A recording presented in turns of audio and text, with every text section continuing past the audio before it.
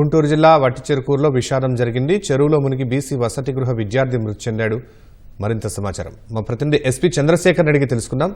చంద్రశేఖర్, ఘటన ఎలా జరిగింది?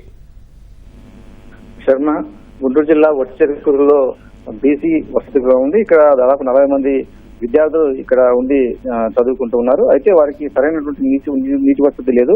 ఒకసారి బోర్ పనిచేయకపోవడం, ఒకసారి అలాగే ఆ పంచాయతీ నుంచి నీరు సరఫరా కావడంతో సమీపంలో ఉన్నటువంటి చెరువు నుంచి వారు నీరు తెచ్చుకొని స్నానాలు కావచ్చు, ఇతర కార్యకలాపాలకు వాళ్ళు ఉపయోగించుకునేవారు.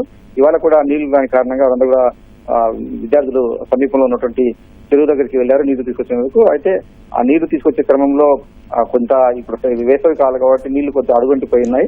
దాంతో కొంత లోపలికి వెళ్లాల్సి వచ్చింది విద్యార్థులు.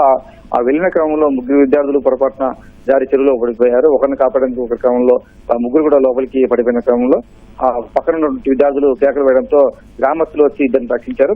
అయితే ఒక విద్యార్థిని మాత్రం కాపాడలేకపోయారు. కిషోర్ అనేటువంటి 9వ తరగతి విద్యార్థి ఆ చెరువులో మునిగి చనిపోయారు. వాళ్ళు గ్రామస్తులు ఆ బాలుడిని బయటికి తీసేసరికి చనిపోయినట్టుగా కూడా గుర్తించారు.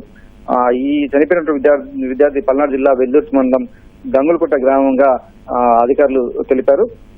అయితే సరైనటువంటి నీటి వసతి లేనప్పుడు దానికి ప్రత్యామ్నాయంగా నీటి వసతి ఏర్పాటు చేయాల్సిన బాధ్యత అధికార యంత్రాంగం పైన ఉంటుంది. అలా కాకుండా విద్యార్థుల్ని చెరువు దగ్గరికి పంపించడం ప్రమాదకరంగా వారితో నీళ్లు తెప్పించడం అయితే అధికారుల నిర్లక్ష్యంగా కూడా గ్రామస్తులు చెప్తున్నారు. దీనికి సంబంధించి గతంలో కూడా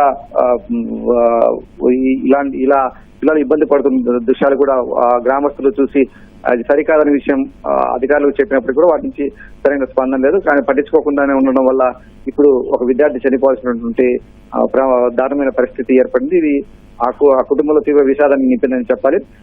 పిల్లల్ని అలా పంపడం కాకుండా ఎవరైనా సిబ్బందిని పంపించి నీళ్లు తెప్పించి ఆ విద్యార్థులకు అందజేసేందుకు ఏర్పాటు చేయాల్సి ఉంటుంది అక్కడ హాస్టల్ వార్డును.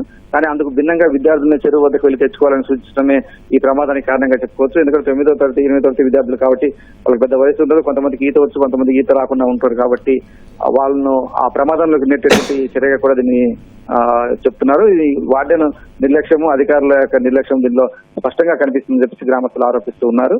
శర్మ, ధన్యవాదాలు చంద్రశేఖర్. ఇప్పుడు